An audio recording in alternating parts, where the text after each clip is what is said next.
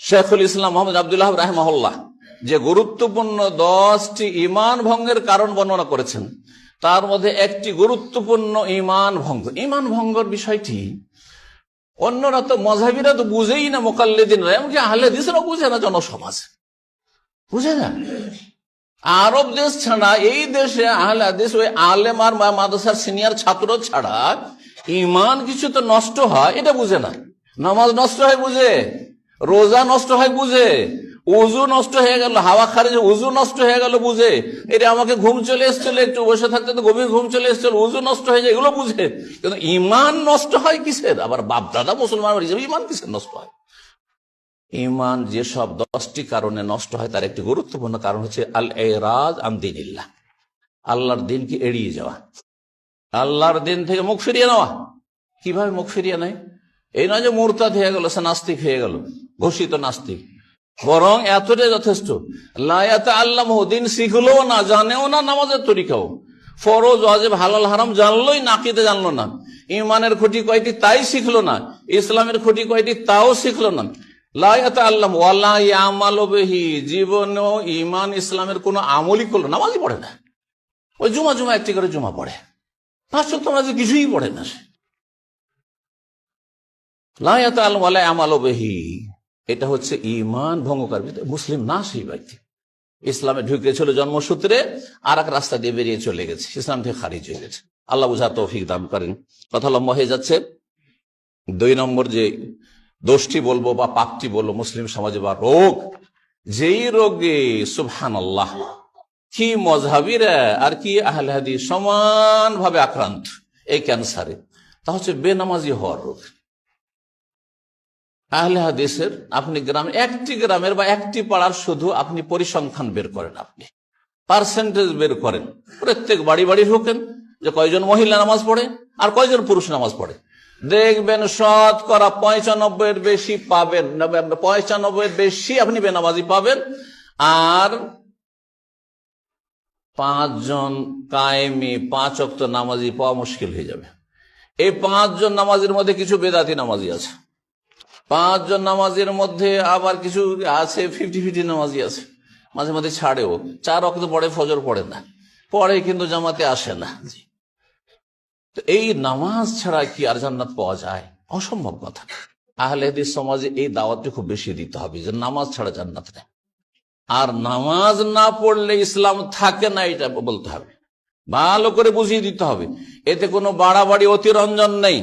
আর মান ক্বালা লা ইলাহা ইল্লাল্লাহ দাখালাল জান্নাহ, এর ব্যাখ্যার প্রয়োজন রয়েছে। জান্নাত এত সস্তা নাই যে মুখে কলমা পড়ে নিলাম বা বাপ দাদা থেকে লা ইলাহা ইল্লাল্লাহ পেয়ে গেছি, জান্নাত পেয়ে গেলাম, কখনো জান্নাত পাওয়া যাবে না। জান্নাতের চাবি হচ্ছে লা ইলাহা ইল্লাল্লাহ, আর ওই চাবির লোহাটা হচ্ছে লা ইলাহা ইল্লাল্লাহ। আর যদি শুধু লোহা থাকার দাঁতগুলি না থাকে, যতটা দাঁতের প্রয়োজন তালা খোলার জন্য ততটা দাঁত যদি না থাকে ছোট বড়, তাহলে কোনোদিন তালা খুলবেন না। ঠিক ওই রকমই সালাফগণ ভালো করে বুঝিয়েছেন যে লা ইলাহা ইল্লাল্লাহ হচ্ছে মিফতাহুল জান্নাহ, আর ওয়ালাহা আসনান, আর যে কোনো চাবির দাঁত লাগে তাহলে তালা খুলবে, না হলে খুলবেন না। আর সেই দাঁতগুলির গুরুত্বপূর্ণ একটি দাঁত হচ্ছে 5 ওয়াক্ত সালাত, গুরুত্বপূর্ণ হচ্ছে রমজান মাসের 30টি বা 29টি সিয়াম, রমজান মাসের পুরো সিয়াম, এই আধা আধি মাঝে মাঝে রাখলে হবে না। গুরুত্বপূর্ণ একটি দাঁত হচ্ছে যাকাত আদায় করা। অনেক পয়সা আছেন, কোথায় যাকাত দিচ্ছেন? ওই গরিবগুলো গরিব হয়ে আছে কেন? বিধবা খেতে পায় না কেন? ইয়েতিমগুলি অসহায় কেন? কেন ভিক্ষুক কেন মুসলিম সমাজে থাকবে এত পয়সাওয়ালা থাকতে? তার মানে যাকাতের নামে খেলতামাশা করা হচ্ছে, যাকাত ঠিকভাবে আদায় করা হয় না। আল্লাহ যেন বোঝার তৌফিক দান করেন। সালাত ছাড়া কোনো নাজাত নেই। সালাত মুসলিম আর কাফেরের মাঝে পার্থক্যকারী। আর ফজরের সালাত, ফজরের নামাজ খাঁটি মুসলিম আর মোনাফিকের মাঝে পার্থক্যকারী। ফজরের নামাজ যদি মসজিদে আসে তাহলে মোনাফিকই মুক্ত, আর ফজরের নামাজ যদি কেউ না আসে তাহলে জানতে হবে যে তার মধ্যে নেফাক আছে, মোনাফিক। জি, সবচেয়ে ভারী নামাজ মোনাফিকের জন্য রাসূলুল্লাহ বলেছেন এশার নামাজ এবং ফজর নামাজ। আজকালকার জামানে এশার চাইতে ভারী হচ্ছে অন্য নামাজ, আসর নামাজ। দুপুরবেলা ঘুমিয়ে যায়, তখনকার যুগ অন্ধকারের যুগ ছিল। কথা না বাড়িয়ে একটি কথা শুধু সালাত সম্পর্কে বলবো। ফজরের নামাজ যদি পড়েন পাবন্দির সাথে যদি পড়তে পারেন, অন্য কোন নামাজ ছুটবে না। আর যদি ফজর আপনি পাবন্দি করতে পারেন, তাহলে মনে রাখবেন যে মান সাল্লাল বারদাইনে দাখালাল জান্নাহ, রাসূলুল্লাহ সহিহ বুখারী হাদিস। যদি আসরের নামাজের হেফাজত করতে পারেন আর ফজর যদি জামাতে মসজিদে পড়তে পারেন, তাহলে জান্নাতে যাবেন, কখনো জাহান্নামে যাবেন না। নবী সাল্লাল্লাহু আলাইহি ওয়াসাল্লাম বলেছেন লাইয়ালে জান্নাত, কখনো জাহান্নামে যাবেন না ওই ব্যক্তি মান সাল্লা কাবলা তুলুই শামস ওয়া কাবলা গুরুবিহা, যে ব্যক্তি সূর্য ডুবার আগের নামাজ পড়ে আর সূর্য ওঠার আগের ফজর আর আসর, এই দুটো নামাজ যে কায়েমি নামাজ পড়ে, সেই ব্যক্তি অন্য কোন নামাজ ছাড়তে পারে না। রব্বুল আলম যেন তৌফিক দান। জান্নাতে যাওয়ার যদি আশা থাকে আর ঈমান ইয়াকিন থাকে এবং জান্নাত যদি উদ্দেশ্য থাকে, তাহলে অবশ্যই আখিরাত যদি বিশ্বাস থাকে, তাহলে অবশ্যই নামাজি হবেন। বেনামাজি কোনোদিন আহলে হাদিস হতে পারে না, বেনামাজি কখনো মুসলিম থাকতে পারে না, বেনামাজি কখনো মুনাফিকি মুক্ত হতে পারে না। আল্লাহ বুঝার তৌফিক দান করেন। তৃতীয় রোগ যেটি বলবো সেটি হচ্ছে বিভিন্ন হারাম খাওয়ার রোগ, বিভিন্ন ভাবে বহুমুখী হারাম খাওয়ার রোগ।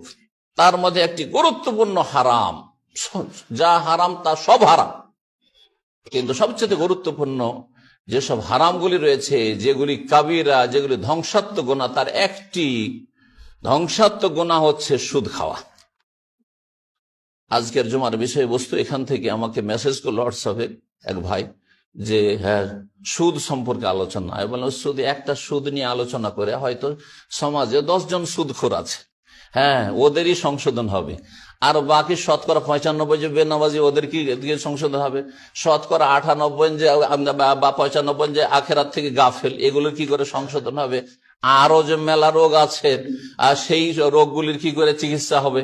সুতরাং শুধু সুদ বলবো না, সমাজে প্রচলিত যেসব পাপ সেগুলি নিয়ে আলোচনা করবে। এই সুদ নবী সাল্লাল্লাহু আলাইহি ওয়াসাল্লাম বলেছেন সেটি হচ্ছে 7টি মুবিকাত, ধ্বংসাত্মক গুনাহ, দুনিয়া ধ্বংস করবে। আপনি মনে করিয়েন না যে পয়সা বেশি হয়ে গেল আমার সুদ খেয়ে, বরং সুদের পয়সা আপনি ভোগ করতে পারবেন না, আপনার হাসপাতাল ভোগ করবে, আর না হলে কোনো জালেমে ভোগ করবে। আপনার বাড়ি ঘর আপনি, আপনার ছেলেমেয়েরা ভোগ করতে পারবে না, আপনার জমি জায়গা ধন সম্পদ আপনার ছেলেমেয়েরা, আপনার প্রজন্ম ভোগ করতে পারবে না, পরে কেউ ভোগ করবে, অথবা আপনাকে বাধ্য হয়ে কাউকে দিয়ে আসতে হবে। আল্লাহ যারা বোঝার তৌফিক দান করেন। যারা সুদ খায় বা সুদের কারবার করে, সুদের ওপর টাকা নিয়ে আসে, শোনেন অনেকে আছেন লোন নিয়ে আসেন, স্বেচ্ছায় নিরুপায় নয়, লোন নিচ্ছেন আপনি দুনিয়ার বেনিফিটের জন্য, এটা ওই রকমই সুদ যেটা সমাজের সুদ, ঠিক ওই রকমই সুদ। এটা মনে করিয়েন না যে ব্যাংকিং এর লোন সেটা একটু হালকা হয়ে গেল, কখনো না। আর মনে রাখবেন এতে কোনো বরকত নেই, আপনার শরীর স্বাস্থ্য বরকত থাকবে না, বিভিন্ন রোগে আর মানসিক আর শারীরিক রোগে পেরেশান থাকবেন আপনি, পারিবারিক অশান্তি থাকবে, ছেলে মেয়ে সব হারাম খেয়ে অসৎ পয়দা হবে, আর তারপরে দুনিয়া আখেরাতের যে বহু ক্ষতির দিক রয়েছে সেগুলো যদি একটু বুঝতেন তো কখনো সুদখোর হইতেন না, সুদ খেতেন না। যারা সুদ খায়, সুদি কারবার করে, ভালো করে শুনে রাখেন, তাদের বিরুদ্ধে আল্লাহ এবং রসুলের যুদ্ধের ঘোষণা আছে। সামান্য ব্যাপার, কোরআনে কারীমের কথা। আল্লাহ বলছেন যে সুদ যদি না ছাড়ো, সুদি কারবার না ছাড়ো, সুদ নেওয়া দেওয়া যদি না বাদ দাও, তাহলে ঘোষণা শুনে নাও বেহারবিন, যুদ্ধের। আল্লাহর যুদ্ধ মানে কি? আল্লাহ দুনিয়া আখিরাত সব বরবাদ করে দিবে না, দুনিয়া আখিরাত সমস্ত ধ্বংস, আল্লাহর যুদ্ধের ঘোষণা। সামান্য কথা, একটি কথা হেদায়েতের জন্য যথেষ্ট, সুদ থেকে ফিরে আসার জন্য একজন মুসলিমের যথেষ্ট। যদি আল্লাহ বিশ্বাসী হয়, মান কানা ইউমিনু বিল্লাহি ওয়াল ইয়াউমিল আখির, বহু আয়াত এবং হাদিসে রয়েছে এই জন্য যে আল্লাহ তো বিশ্বাস আছে কিনা আর আখিরাতে আপনার বিশ্বাস আছে কিনা, এই বিষয়টি অত্যন্ত গুরুত্বপূর্ণ। না হলে আপনি সুদখোর হতেই পারেন না। আপনি আল্লাহ আপনার বিরুদ্ধে যুদ্ধের ঘোষণা করছেন, এ কোনো সরকারের যুদ্ধ নয়, আর কোন একটা বংশের যুদ্ধ নয়, রবের যুদ্ধ আপনার বিরুদ্ধে রয়েছে, হে সুদখোর। তারপর রাসূলুল্লাহ সাল্লাল্লাহু আলাইহি ওয়াসাল্লামের যুদ্ধের ঘোষণা বলতে, রাসূলুল্লাহ যদি দুনিয়াতে বেঁচে থাকতেন আমাদের মতো, তাহলে সুদখোর বিরুদ্ধে জিহাদ করতেন। ভালো করে শুনে, সুদখোরদের বিরুদ্ধে, মুসলিম যারা সুদখোর তাদের বিরুদ্ধে জিহাদ করতেন। এটি হচ্ছে এই আয়াতের তাফসীর। এই জন্য আল্লাহ রাব্বুল যেন তওবা করে ফিরে আসার তৌফিক দান করেন। 4 নম্বর যে রোগটি বলবো মুসলিম সমাজে, সেটা হচ্ছে মানুষ মরে যাওয়ার আগে অথবা মরে যাওয়ার পরে যারা ওয়ারিসের উত্তরাধিকারী রয়েছে তাদের কিছু মানুষকে বঞ্চিত করা, কিছুকে উদ্ধার করে দেওয়া আর কিছুর হক মারা। আর বিশেষ করে মেয়েদের হক মারা আর বোনদের হক মারা। আমি তো মনে করি এই ক্ষেত্রে শতকরা একজন আহলে হাদিস হয়তো পাশ করবে আল্লাহর কাছে, 99 জন ফেল। অনেকে হয়তো বলবেন হ্যাঁ যে না আমি তো মাঠের জমি দেন, আপনি আপনার ডিহি মাটি ভিটা মাটি আপনার ছেলেদের জন্য বরাদ্দ, আপনার রোড সাইডে যেগুলো দোকান বাজার হবে, যেগুলো দামি দামি জায়গা, সেগুলি আপনার ছেলেদের জন্য আপনি একবার সুরক্ষিত করে রেখেছেন।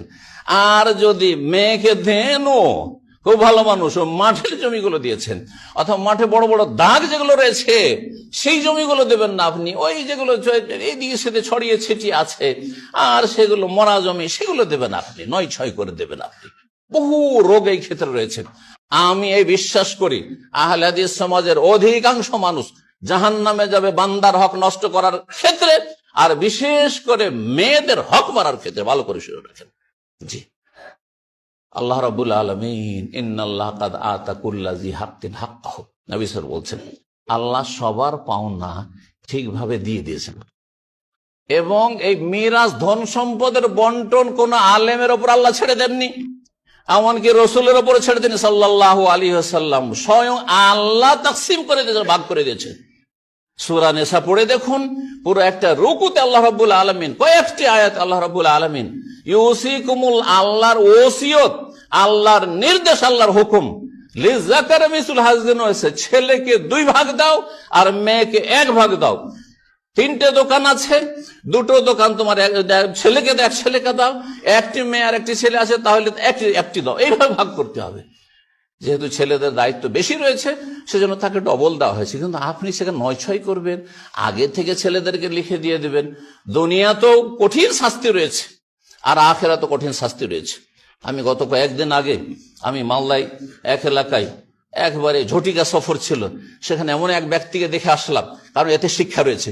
অনেকে কোরআন থেকে শিক্ষা নিতে চায় না, অনেকে হাদিস থেকে শিক্ষা নিতে চায় না, কিন্তু বাস্তব জীবন থেকে শিক্ষা নিতে চায়। আমার চোখের সামনে দেখা, 60 বিঘা তার বাবার জমি ছিল, 5 বোন ছিল, আর তারপরে কয়েক ভাই ছিল।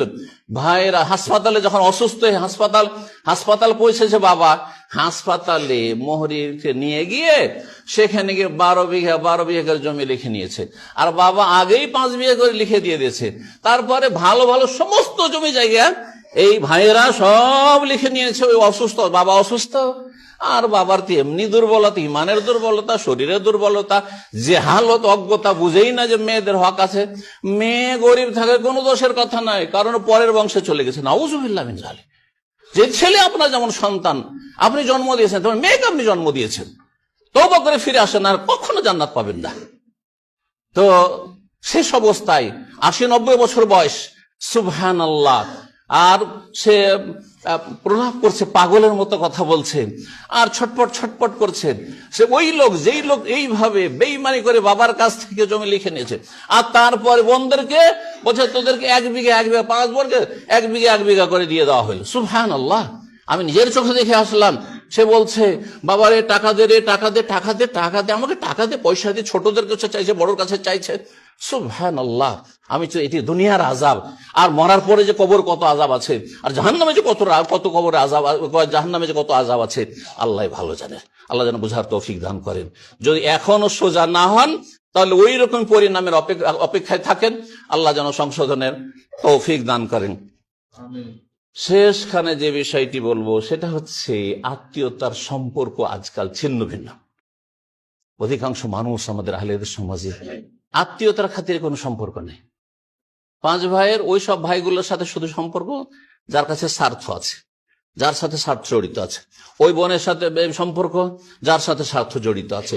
ওই রকম বন্ধু বান্ধবের সাথে খাতির যে ফাজের পাপিষ্ট, মদখোর, হারামখোর, তারপর তার সাথে দোস্তি এই জন্য যে দুনিয়ার স্বার্থ তার সাথে জড়িত আছে।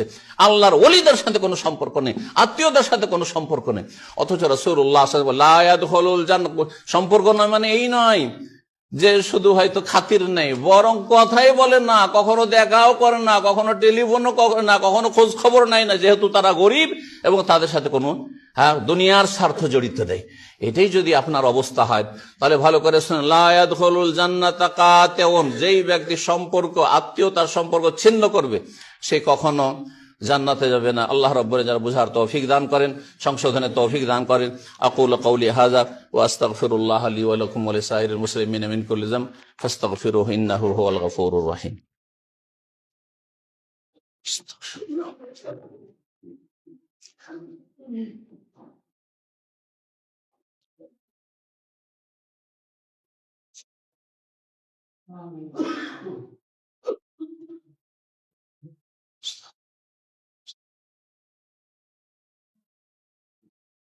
বিসমিল্লাহির রহমানির রহিম। আলহামদুলিল্লাহি রাব্বিল আলামিন ওয়াসসালাতু ওয়াসসালামু আলা রাসূলিহিল কারীম ওয়া আলা আলিহি ওয়া সাহবিহি আজমাইন, আম্মা বাদ। আমার আলোচনা ছিল সমাজে প্রচলিত পাপ, প্রায় 5টি পাপ নিয়ে আলোচনা হয়ে গেছে। আর বিশেষ করে শেষখানে যে বিষয়টি বললাম, আত্মীয়তা সম্পর্ক, এটা অত্যন্ত গুরুত্বপূর্ণ। আর সবচাইতে নিকট আত্মীয় হচ্ছে বাপ মা। যদি বাপ মায়ের সাথে সম্পর্ক খারাপ থাকে, আর তারপরে নিকট আত্মীয় হচ্ছে ছেলে মেয়ে। ছেলে মেয়ের ক্ষেত্রে যদি অবিচার থাকে, ছেলে মেয়েরা হয়তো বিয়ে শাদী হয়ে যাওয়ার পরে এক ছেলেকে খুব গুরুত্ব দিচ্ছেন বাপ মা, আর এক ছেলেকে গুরুত্ব দিচ্ছেন না, এক মেয়েকে খুবই গুরুত্ব দিচ্ছেন, আর এক মেয়েকে গুরুত্ব দিচ্ছেন না আপনি, হ্যাঁ, দুনিয়ার স্বার্থের জন্য অথবা যে কোনো কারণে, ভুল বুঝাবুঝির কারণে। না না, ভুল বুঝাবুঝি সংশোধনের রাস্তা আছে, সরাসরি সংশোধন করা যেতে পারে। আর সরাসরি সংশোধন না হলে সালিসের মাধ্যমে, সালিস মানে বিচার নয়, সালিস মানে তৃতীয় পক্ষের মাধ্যমে হইতে পারে যে ওর সাথে এরকম কেন সম্পর্কটা, একটু মাঝখানে আপনি আসেন, আসার পর আমাদের মীমাংসাটা করে দেন। ব্যক্তি পর্যায়ে হইতে পারে, আত্মীয়দের মধ্যে হইতে পারে, মুরব্বীদের মাধ্যমে হইতে পারে। সুতরাং আত্মীয়তার সম্পর্ক ছিন্ন করলে দুনিয়াও বরকতহীন হয়ে যাবে, দুনিয়ার বরকত হারিয়ে যাবে। দুনিয়ার বরকত চান না? বেশি বয়স পান, সুস্থতার সাথে চান না? নেক হায়াত চান না? অবশ্যই চান। রিজিকের বরকত চান না দুনিয়ার? সহিহ বুখারী হাদিস, রাসূলুল্লাহ বলছেন, মান সাররাহু আন ইউবসাতা লাহু ফি রিজকিহি ওয়া ইউনসা লাহু ফি আসারিহি ফালিয়াসির রাহিমাহু। কোন ব্যক্তি যদি পছন্দ করে নিজের জন্য যে তার রিজিকের দ্বারকে আল্লাহ প্রশস্ত করে দিক, অনেক বেশি আল্লাহ রিজিক দিক, দুনিয়া আখিরাতে রিজিক দুটোকে শামিল। বিশেষ করে দুনিয়ার কথাই হাদিসে বলা হয়েছে। দুনিয়াতে আপনি সুখে খেতে চান, আপনার ছেলে মেয়েকে সুখে রেখে যেতে চান, শান্তিতে রেখে যেতে চান, এটা যদি পছন্দ করে, আর বয়সকে যদি বৃদ্ধি করতে চান, আয়ু বেশি করতে চান, যে আমি বেশি দিন বাঁচবো আল্লাহর ইবাদতবন্দি, এই জন্য নয় দুনিয়া কামড়ে ধরে আছে, বেশি দিন বেঁচে বেশি দিন আমি নামাজ পড়তে পারবো, বেশি দিন আমি দিনের কাজ করতে পারবো, বেশি দিন আমি আল্লাহ সন্তুষ্টির কাজ করতে পারবো, বেশি দিন আমি দান খায়রাত করতে পারবো, বেশি দিন আমার ছেলে মেয়ের সাথে থেকে তাদেরকে ভালো উপদেশ দিতে পারবো। সৎ নিয়তগুলি রাখবেন।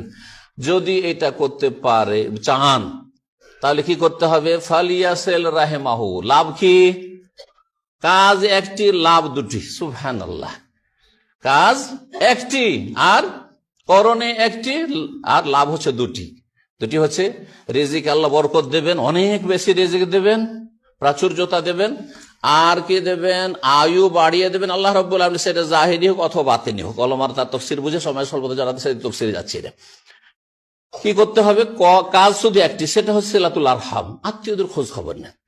যদি কেউ অভাবী থাকার আপনি দিতে পারবেন, জরুরি নয় যে পয়সা দিয়ে খোঁজ খবর নিতে হবে, হ্যাঁ, জরুরি নয় যে আপনার হাদিয়ার উপঢৌকন দিয়ে খোঁজ খবর নিতে হবে। মাঝে মাঝে একটু খোঁজ নিলেন, আপনি টেলিফোন করে খোঁজ নিলেন, অথবা আপনি একটু চলে গেলেন, মাঝে মাঝে গেলেন, আর দেখা সরে তোমাদেরকে দেখতে এসেছি, খোঁজ খবর নিতে এসেছি। যে কোনো ভাবে আজকাল খোঁজ খবর নেওয়া যেতে পারে, খুব সহজ হয়ে গেছে। আল্লাহ যেন আমাদের সকলকে তৌফিক দান করে। সর্বশেষ পাপ, সেটি হচ্ছে আমাদের সমাজে মনের সংকীর্ণতা, অন্তরটা খুব সংকুচিত আমাদের সমাজের লোক, যার ফলে সমাজে দুই শ্রেণীর লোক থাকবে। কিছু লোক পয়সাওয়ালা থাকবে, এটা আল্লাহ সুন্নাতুল্লাহ পৃথিবীতে। কিছু লোক পয়সাওয়ালা থাকবে, সুখী থাকবে, হ্যাঁ, আর কিছু লোক কষ্টে থাকবে, হ্যাঁ, আপনার আর্থিক সংকট থাকবে, বালা মুসিবতে থাকবে, থাকবে। আল্লাহ করেছেন এটা, আল্লাহ করেছেন। নাহানু কাসামনা বাইনাহুম মাঈশাতাহুম ফিল হায়াতিদ দুনিয়াকে আল্লাহ ভাগ করে দিয়েছে, ভাগ বন্টন করেছেন। কাকে কি দিবেন আল্লাহ জানেন, ওতে আপনার ক্ষমতা কাজ করে না। আর যাকে আল্লাহ দিয়েছেন তারও ক্ষমতা কাজ করে না, তার বিদ্যা বুদ্ধি কাজ করে না, আল্লাহর দান। আর এটাকে বড় কিছু মনে করবেন না, আর এটার জন্য আপনি রোগে আক্রান্ত হবেন না। রোগটি কি? বড়দেরকে পয়সাওয়ালা দেখলে হিংসা, গায়ের জ্বালা। আরে এর কিছু ছিল না, আমার ছেলেদের মতো রাস্তাঘাটে ঘুরে বেড়াচ্ছিল, আর এই গরিব ছিল, আর রাতারাতি বড় লোক হয়েছে, আর দেখতেই পারে না, গায়ের জ্বালা। এই হিংসার পাপ আপনার দুনিয়া ধ্বংস করে দেবে, আপনার নেকি ধ্বংস করে দেবে, আপনার আখিরাত ধ্বংস করে দেবে, জান্নাতে যেতে বাধা দেবে। লাভ কি করলেন আপনি? মনটা জ্বলতে থাকলেও শান্তি পাচ্ছেন না, আপনি ঘুমাতে গিয়ে ঘুম আসে না, মনের জ্বালাতে ঘুম আসে না, যে ওই বাড়লো কেন, ও বড় লোক হইলো কেন, ওর ছেলেরা এত সুখী হইলো কেন, ও গাড়িতে চড়ছে কেন। খবরদার না, যাদেরকে আল্লাহ বড় করেছেন, আল্লাহ রাব্বুল আলামিন তার হেকমত রয়েছে, সেটা ভালো করতে চান না মন্দ করতে চান, তার সাথে আল্লাহ ভালো বোঝেন, আল্লাহর দান, আপনি আল্লাহর কাছে চান। হিংসা খবরদার করবেন না, নাহলে আপনার দুনিয়া আখেরাত ধ্বংস। দ্বিতীয় দিকে যে বিষয়টি বলবো, একদিকে হিংসা কাজ করছে, ছোটরা বড়দের হিংসা করছেন, গরিবরা পয়সাওয়ালার হিংসা করছেন, এই রোগ রয়েছে। আর একদিকে যারা পয়সাওয়ালা হয়ে যাচ্ছেন, গরিবদেরকে তুচ্ছ তাচ্ছিল্য এহতেকার করছেন আপনি, হ্যাঁ, হাকির মনে করছেন আপনি মনে করছেন এরা ফকির, হ্যাঁ এরা গরিব, এর কখনো বিরূপ মন্তব্য করবেন না। এটা আল্লাহর দান, আল্লাহর পরীক্ষা। এই খারাপ ভাষার কারণে, এই তুচ্ছ তাচ্ছিল্যের কারণে, এই আপনার এহতেকার হাকির মনে করার কারণে হতে পারে আল্লাহ আপনার নিয়ামত ছিনিয়ে নিয়ে ওকে দিয়ে দেওয়ার ছেলে মেয়েদেরকে দিয়ে দিবেন। আল্লাহ রাব্বুল আলামিন কে সবসময় সন্তুষ্ট রাখার চেষ্টা করবেন। রব্বুল আলামিন যেন তৌফিক দান করেন। قال الله تعالى في القرآن الكريم إن الله وملائكته يصلون على النبي يا أيها الذين آمنوا صلوا عليه وسلموا تسليما اللهم صل على محمد وعلى آل محمد كما صليت على إبراهيم وعلى آل إبراهيم إنك حميد مجيد اللهم بارك على محمد وعلى آل محمد كما باركت على إبراهيم وعلى آل إبراهيم إنك حميد مجيد اللهم أعز الإسلام والمسلمين وأذل الشرك والمشركين